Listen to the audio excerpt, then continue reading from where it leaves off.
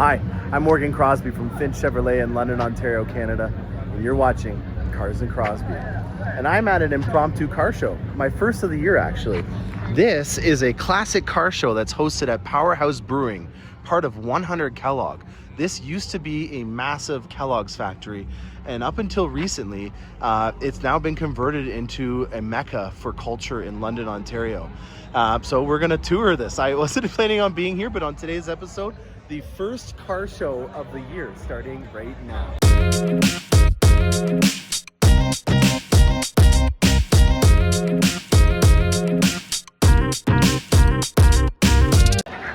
Wow, breathe it in. It's a beautiful Wednesday night and we're here at 100 Kellogg's. This used to be a Kellogg's factory. This here is the brewery powerhouse. This is where all the power was to the station. This is now our distillery. And we've turned this into an automotive mecca for the night. And with the acoustics of all these buildings and it being the East London Timing Association, they know their way around a dual Holly carb. And well, look at this. Isn't this wild? There is a lot of alcohol being burned here in the brewery and then also in these vehicles. And yeah, so Wednesday nights intermittently throughout the summer at 100 Kellogg's is a pretty cool place to be. There's a ceramic matrix gray over there that we're going to take a look at, and a bunch of classics coming your way. Holy cow, look at this. Wow. Yeah, I'm lost for words. I was not expecting this.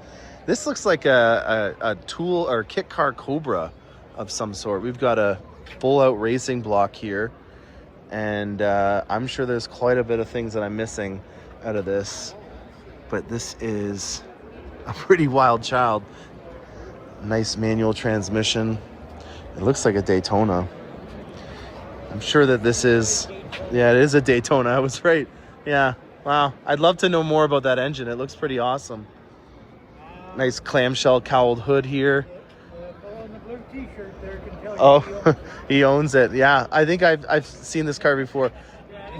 We definitely have. You were at a St. Thomas show, I think. Yeah, that sounds about right. Yeah. Beautiful, beautiful vehicle. This color is awesome. Obviously a GM boy, but this makes me really want to look at the dark side when I see this thing. All right, on to the next one. Another beautiful car. I think the name of the game for here is old school cool. That to me is what I would pick up on this. This is an absolute massive big block inside of here. I'm pretty sure that's over 500 cubic inches inside of a short wheelbase rat rod. Manual transmission. Oh my God, look at that. What an awesome ride. Very, very cool. All right, we got ourselves some fuelies. This is an LT1, I think it is. No, this is an LS1. So this is from an early C6 generation Corvette. So it's a 5.7 liter, 400 horsepower LS block. So LS1. And yeah, these are a fantastic engine. Really good plug and play, more than enough power for what you're putting it inside of. But it's always nice to see some old school cool in terms of you having a fuelie with an LS on here. So very, very cool. Look at the interior. I can't stop. I gotta take some more looks at this. That's gorgeous.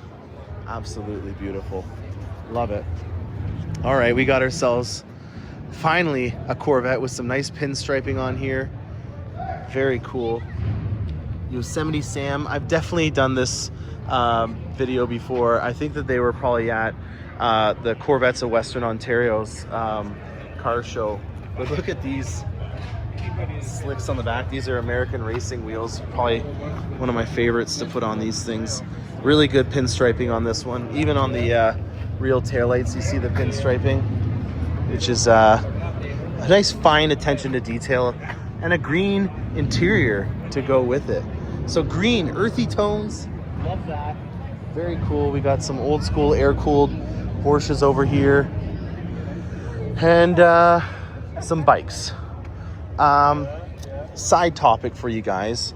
I've got a new adventure. I'm looking for some square bodies, trucks. I'm really big fan of the boxy square body look right now. This is something that I'm really taking a liking to. And then also, you know, some old school muscle from some underrated brands, in my opinion. You know, Oldsmobile made some cool cars back in the day, and this is definitely something that, for the value, I think, you know, maybe if Chevelle is out of your budget, looking at the Oldsmobile variants might be an option. If you haven't noticed, I'm not from this era, so I'm learning as I go, and I really appreciate any time that you guys can give us a comment on this. So I'll focus on things that I do know. And I did see over here a C8 Corvette that I will do a bit of a video on. It was a C8 that was actually in my color, the ceramic matrix gray.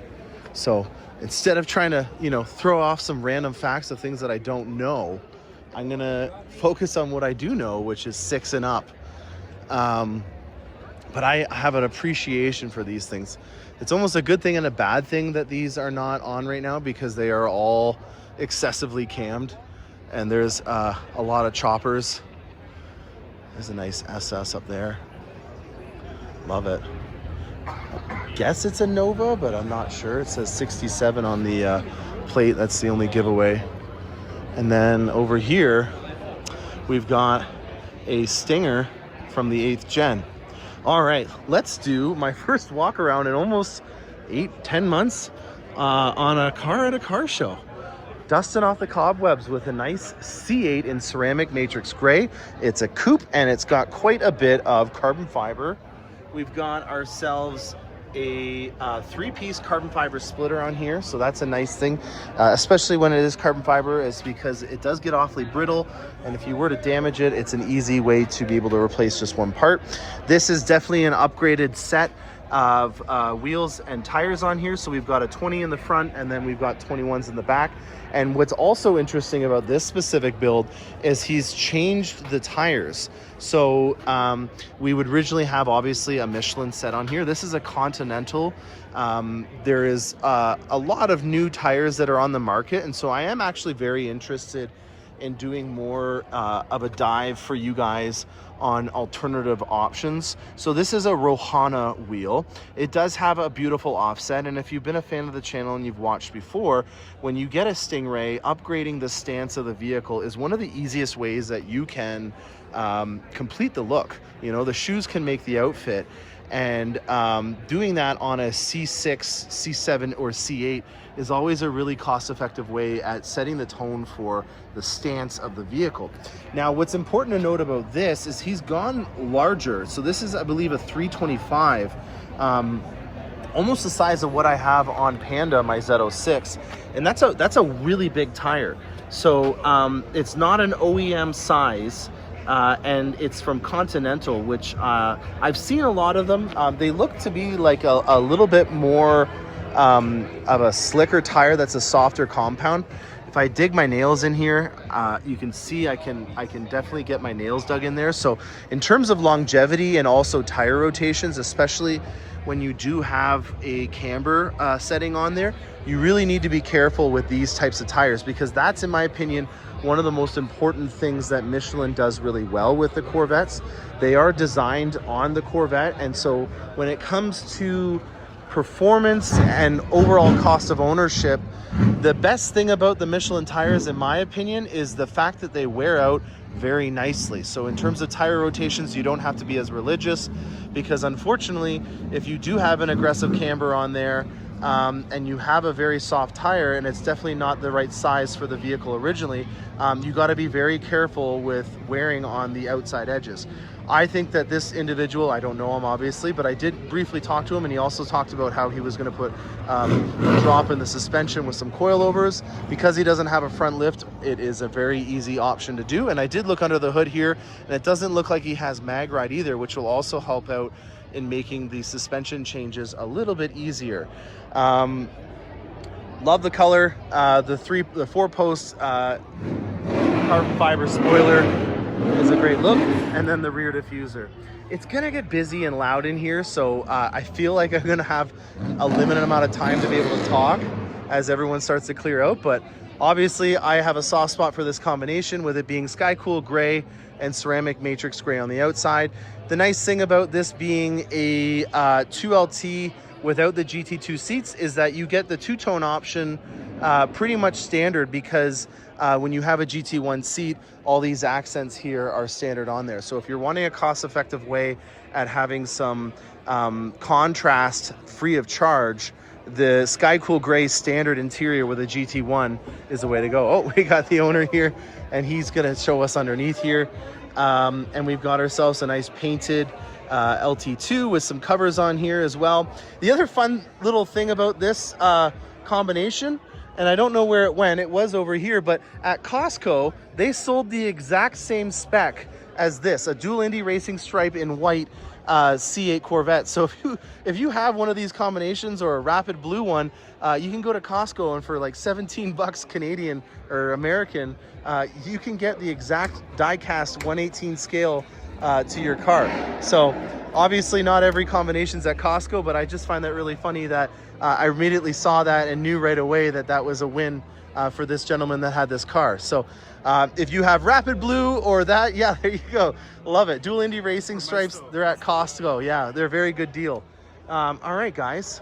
Well, a short but sweet episode, and we're gonna head out now and do some little montages into the sunset here. All right, well, that was a treat. I really enjoyed myself. So just to summarize this is a Hard Rock hotel, a brewery, a distillery, the world's largest, or North America's largest ropes course for kids, indoor driving range. It has everything you could imagine in this place. And it makes sense when you think about the fact that it was a Kellogg's factory, so it was a big deal and a big amount of space. So one-stop shop for fun in London, Ontario is now here, including car shows the first Wednesday of every month. So very exciting. Got a lot of things to go over with you guys. I have my first 2027 Corvettes that are on their way in. We did just sell the Roswell Green Z06 in the showroom, so unfortunately one less 26 with a great deal on it. And we got some more over here, another Camaro. Every time I see a Camaro now, I feel like I'm not worthy to go near it because of Panther being gone. I really regret selling it, but at the same time, the Cadillac EV has been doing well. This is the third time I've had Panda out on the roads, and she's a wild child. I really love this Corvette. Speaking of wild child, we got a double bubble over here. This is a GTS, the last generation Viper. They call it a double bubble because of the roof on here. It does have two bubbles for the head because the roof line is so low, a lot of people can't fit inside of them. Wild engine, originally developed with Lamborghini. And yeah, really cool. We got ourselves a ZR1 from the 6th generation. I'm still looking for a C6 LS3 manual transmission. I've given up on looking for an LS7, but having said that, the prices of the LS3s are almost the same as an LS7, so I just don't want to get into modifying and doing that all on the same day of getting it. We got ourselves a real cool old vehicle here. Fascinating. Wow. Get a spare crankcase down here. Did you say China? What's that? You said Very made cool. in China? No, but made here in Canada. Wooden wheels on it, very cool. And old school box body over there. A little smart car with some side pipe decals. Not a bad gig. Loving it. Yeah, so, you know, car culture in particular is going to start taking off right now. This is the time of the year where, at least in the northern parts of North America, you're going to start to see a lot more car shows. I hope to get out to as many as I can, and I'm going to try to mix it up with some more old school cool on the channel. As I told you guys earlier, I am starting to look for square bodies, and I'm still looking for a manual LS3, even though an LS7 is almost the same price. A lot of people are scared of the top end of an LS7, and I just don't want to have to go through the risks of purchasing one that says that it had the top ends done on it, but it's still going out, and then having to deal with that I just got a lot on my plate with the kids right now to be rebuilding an engine. So yeah, looking for an LS3 just because it's a little bit more dependable, and that's all she wrote. So I appreciate everybody that stays and watches. I know I was on a hiatus for a bit, but I'm getting back into it, and there's going to be a lot more episodes coming out on a more frequent basis. Stay tuned for more awesome content. I'm Morgan Crosby, and happy motoring.